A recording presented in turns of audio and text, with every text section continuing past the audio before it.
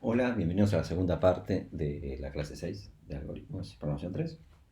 En la primera parte estuvimos hablando de temas así accesorios a la programación orientada a objetos como la calidad de código, la legibilidad del código, un poco de optimización, buenas prácticas en general.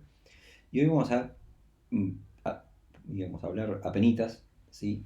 Sobre un tema de metodología de desarrollo, temas que se van a ver en realidad en otras materias, pero vamos a ver específicamente esto que se llama Extreme Programming, que tiene la particularidad que se centra mucho en la programación en sí. Por eso creemos que aquí hay algunas prácticas dentro de Extreme Programming que pueden serles útiles, ¿sí? Para la programación. ¿Sí? No, para no como metodología así de llevar adelante un gran proyecto, no es lo que vamos a hablar, pero sí son buenas prácticas de programación que contiene esta metodología. ¿Sí? Arrancamos con el tema de task first, de primero escribir pruebas y después escribir código. ¿Sí? Incrementalmente las metodologías se construyen como de adentro para afuera, estas metodologías, Extreme Programming en particular. Después fuimos a TDD, ¿sí? Donde había todo un ciclo, escribir una prueba, escribir un test que falle, hacerlo andar, escribir otra prueba, escribir el test que falle, hacerlo andar, refactorizar cada tanto. ¿Sí? Y Extreme Programming como que es como un complemento de eso, ¿sí? Es como que suma alrededor de eso con otras prácticas. ¿Sí? Y bueno, más arriba de eso está lo que llaman metodologías ágiles, de las cuales Extreme Programming es un ejemplo de esas metodologías. ¿Sí? Lo van a ver en otras materias eso. Metodologías ágiles básicamente se centran en priorizar la flexibilidad del software, el poder cambiar a medida que se desarrolla software, el poder adaptarse a un ambiente, eh, a priorizar las relaciones humanas y la comunicación entre el equipo de trabajo, entre sí, con el cliente o el usuario también. Bueno, eso es algo bastante más abarcativo. Pero hoy vamos a hablar específicamente sobre algunas de las prácticas de Extreme Programming. ¿Sí? Extreme Programming básicamente es un conjunto de prácticas centradas en la programación. O sea, no se centra en, como algunas metodologías, en entender al cliente, en documentar, en planificar, sino que más que nada es programación. ¿Sí? Es uno de los métodos ágiles, fue creo que el primero de ellos. Y la idea es llevar al extremo las buenas prácticas de programación. ¿Sí? Por eso es Extreme Programming. Es, bueno, tal cosa es una buena práctica, hagamos mucho de eso. ¿Sí? Es un poco lo que es. Vamos a verlo así brevemente, porque no es el foco, obviamente, de esta materia. Se ve después en otras materias de la carrera. Así vamos. ¿Es bueno probar código? Obviamente es bueno probar que el código funciona. Eso nadie lo discute. Entonces vamos a probar todo el tiempo, básicamente haciendo TDD, ¿sí? Y otras prácticas como ATDD o BDD, ¿sí? Pero básicamente a través de Test Driven Development vamos a estar siempre probando que el código que escribimos es el que hace lo que realmente fue nuestra intención que haga. ¿Sí? Esto requiere, como ya lo habrán visto, mucha disciplina. Ustedes para programar primero haciendo las pruebas, uno tiende a salir y programar y hacer todo. O sea, requiere mucha disciplina. Y esto es una de esas cosas que decía Kempe en la presentación, en la parte anterior de esta clase. Decía, no soy un gran programador, soy un buen programador con excelentes hábitos. ¿Sí? Entonces se requiere disciplina y eso es básicamente crear hábitos que estén relacionados con poder trabajar así de forma test-driven development, o sea, de forma test-first. Y pruebas de integración, bueno, integración continua, es bueno integrar todo el software y ver que todo el conjunto funcione, no solo cada pedacito que esté programando. Y sí, bueno, sale la práctica de integración continua, ¿sí? Que es básicamente que cada vez eh, que alguien manda al repositorio central un nuevo pedazo de código o hace un cambio, todo el sistema se construye de nuevo para verificar que todo funcione, ¿sí? En forma conjunta.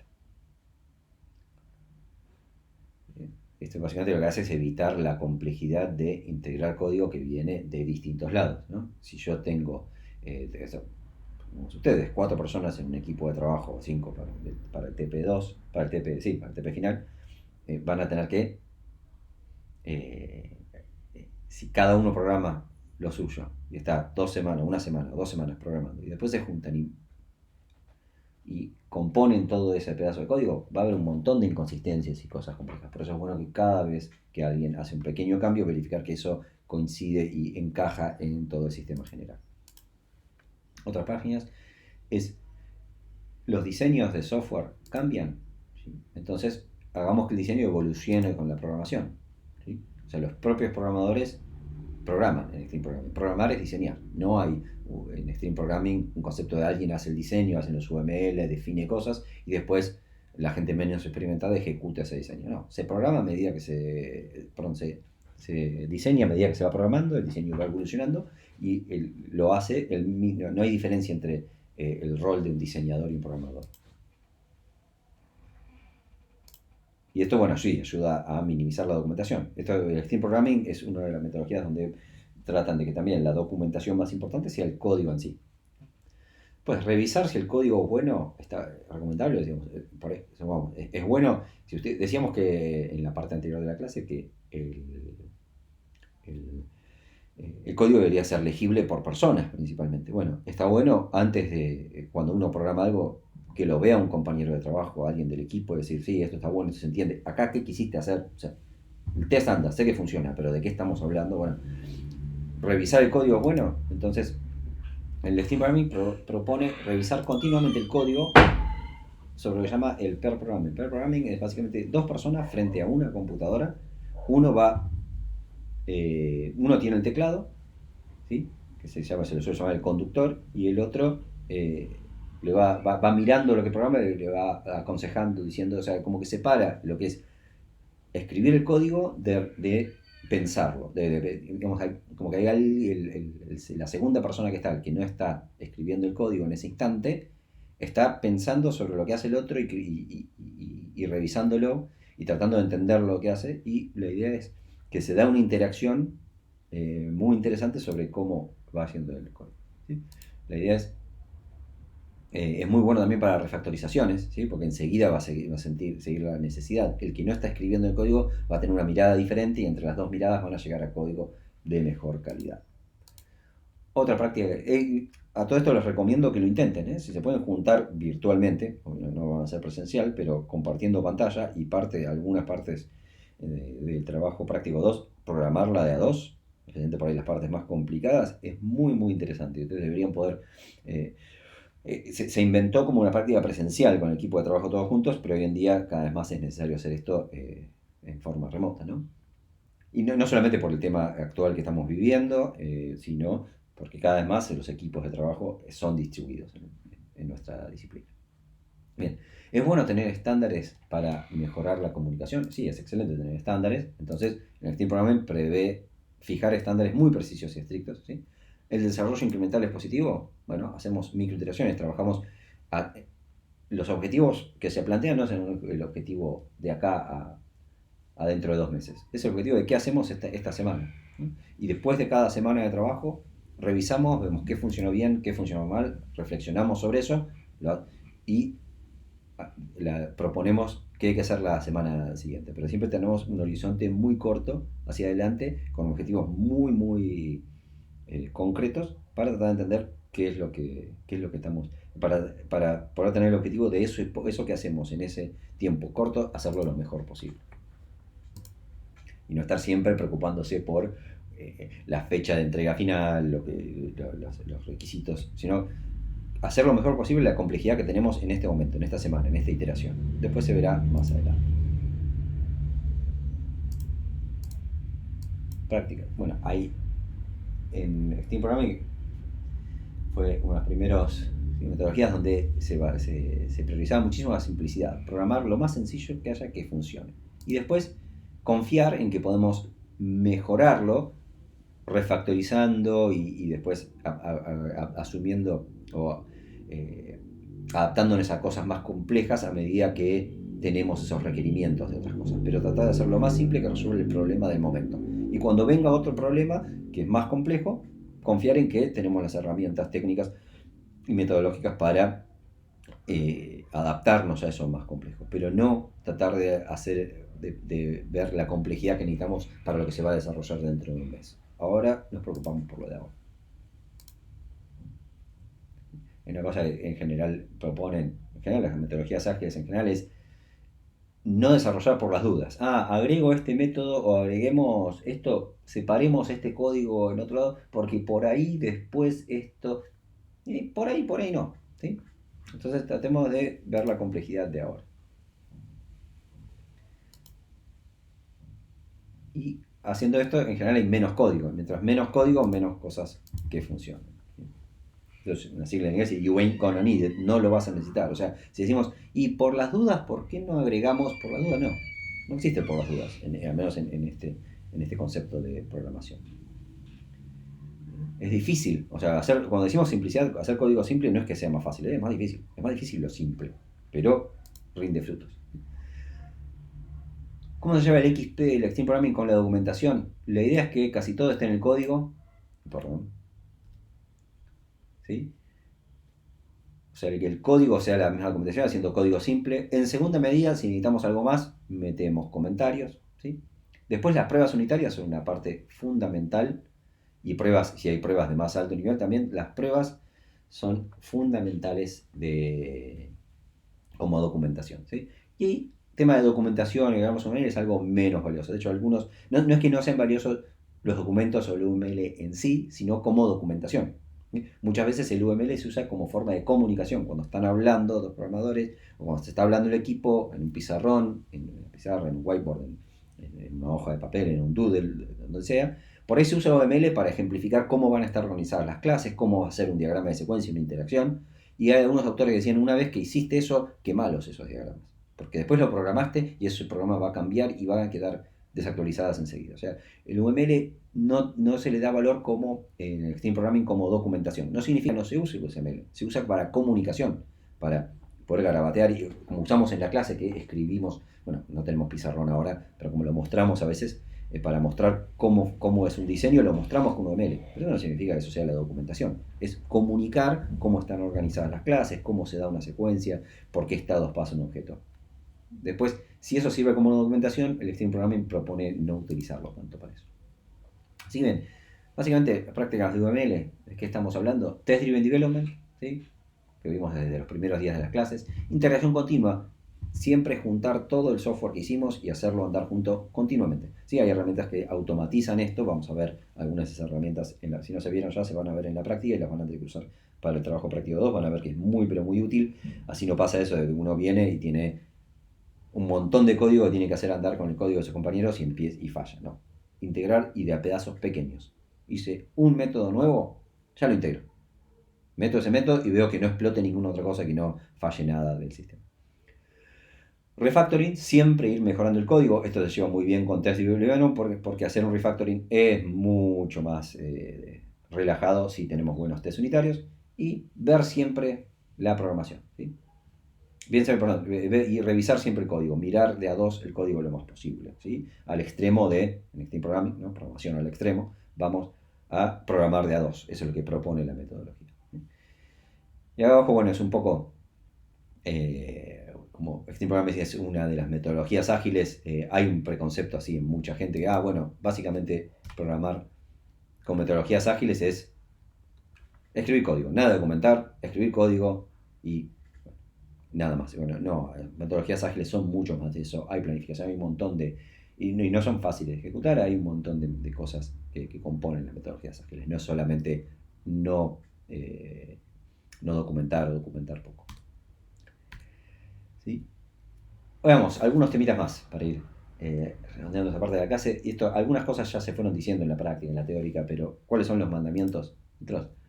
No repetirás código. Si nosotros detectamos que el mismo pedazo de código está en varios métodos distintos, que es casi igual, con una mínima variante, hay que ver si ahí había que delegación, generalización, algo hay que hacer, algo hay que hacer. No dejarás a tus compañeros lo que no quieres que te dejen a vos, ¿sí? Si ustedes hicieron una parte del TP y otros tienen que ir y modificar eso y no se entiende, y te lo van a tirar por la cabeza para que lo modifiquen ustedes, ¿sí? Siempre piensen en lo que están programando, piensen en el que va a tener que mirar ese código y refactorizar. Recuerdo que en un proyecto grande, más de 100 programadores para una empresa de servicios públicos de un país de la América Latina, estaba programando en Java y estamos mirando, y en una clase hay un comentario, un sincericidio, digamos, donde al principio de todo de la clase o del método en un método medio largo encima, decía, hay una clave que se pone como comentario en el lenguaje, que es refactor me, tipo refactorizante. Acá va a hacer falta a futuro una refactorización, que eso está bien, es una forma de identificar que eso va a haber que mejorarlo. Y en la explicación decía, refactor me, dos puntos, esto es una grasada, hay que tirarlo y hacerlo de nuevo. O sea, eso escribió el programador. Por lo menos avisó que sabía que estaba haciendo cualquiera en ese momento. Era algo que funcionaba, pero era código horrible. Bueno, tratemos de pensar, seamos solidarios con nuestros, con quienes van a tener que mirar y modificar o arreglar el código que nosotros estamos dejando, ¿sí? Así que siempre escribir algo legible, la barra de espalda y el salto de línea cada vez que podamos, ¿sí? Ante la duda, eso sigue en la siguiente línea. Y más, nunca, nunca, nunca una línea de código que haya que scrollear la pantalla. O sea, no, por favor, maldades no, ¿sí? Eso no va para ningún lado. Y lo que decía Nuth, pensar al toque en refactorizar. Primero es que escribamos legible, después refactoricemos optimicemos donde hace falta, ¿sí? Optimicemos donde hace falta. Porque no hace falta optimizar, no tiene que ser todo óptimo. Sí, en algunos lados sí es fundamental e importante. Piensen que en muchos casos pero tremenda, casi infinitamente más grande los ciclos que está haciendo solamente las cosas accesorias del sistema operativo, y el programa nuestro va a estar ocupando pero mínimo, menos de 1% de lo que está haciendo ese procesador, ¿sí? En muchos programas, en otros sí, la refactorización, la optimización es la clave. Bueno, sí, yo trabajo en un proyecto donde las transacciones diarias, los eventos diarios que soportan el sistema son millones y millones y millones, pero terrible. Y hay refactorizaciones que hacemos con el fin de optimizar, que bajan a la mitad, en lugar de 40 servidores pasamos a usar menos de 20, ¿sí? El sistema que está más distribuido, microservicios. Ahí es clave, pero no todos los sistemas es clave así. El mismo equipo que trabajamos nosotros en ese sistema, los que hacen la aplicación móvil, no el backend, y bueno, la aplicación móvil piensa muy poco en la optimización. Tiene algunos procesos críticos de manejo de videos y de comunicaciones, ¿sí? De comunicación con los servidores, que tratan de hacer las menos comunicaciones porque eso es muy lento. Pero después recorrer una lista de 20 cosas, una lista de 20 eventos, la recorre la colección como lo recorre el lenguaje que lo están usando. No tiene ninguna importancia cómo recorren esos 20 elementos. Se lo dejan al framework o al lenguaje que lo haga solo. Si se concentran por ahí en las comunicaciones externas. Bueno, la optimización es importante, pero es importante en algunos lugares. En otros lados termina siendo totalmente irrelevante. Así que no empecemos optimizando, sino pensemos bien dónde hay que optimizar y optimicemos lo que realmente veamos que haga un cambio. Esta vez, los dejamos tranquilos, no hay lecturas obligatorias, ¿sí? Perdón, este es el verdadero o falso, pasó de largo. Pero piensen, primero respóndanlo ustedes y después vean eso. Y como lectura opcional, ¿sí? Las de... tenemos algunos capítulos de Code Complete, que es un muy buen libro si lo pueden conseguir. No estaba en la web antes, ahora por ahí esté, o por ahí lo pueden bajar de una forma non sancta, es un tema de ustedes, pero es un excelente libro sobre programación orientada a objetos. ¿Sí? ¿Qué sigue? Veremos cómo hacemos el tema parcial. Ya se anunció que la UBA no vuelve a las clases presenciales el 1 de junio, así que veremos cómo sigue esto. Para los que están en más... Esto estamos hablando primer cuatrimestre de 2020, los que ven esta clase más adelante ya seguramente supieron lo que pasó. Pero bueno, veremos cómo sigue el tema de parcial. Y vamos a hablar de unos temas avanzados de diseño, presente el tema patrones de diseño. Este es un tema muy, muy interesante. Suele ser uno de los temas preferidos de nuestros alumnos, así que lo que se viene para el que le gusta la programación orientada a objetos es muy, muy interesante. Y algunos otros temas accesorios y derivados de programación orientada a objetos, un poco más complejos, se van a ver sobre el final, básicamente porque son técnicas que no queremos que usen casi durante la materia. No es que lo vemos sobre el final y después, lo podrían haber usado. Son temas que van a usar poquito. En la materia, sí, en la carrera de ustedes son temas, siguen siendo importantes. Y nada más, así que muchas gracias por estar con nosotros en esta clase y por haberla escuchado. Y en la teórica repasamos esos temas, haremos ejercicios, ya haremos otras actividades. Bueno, muchísimas gracias.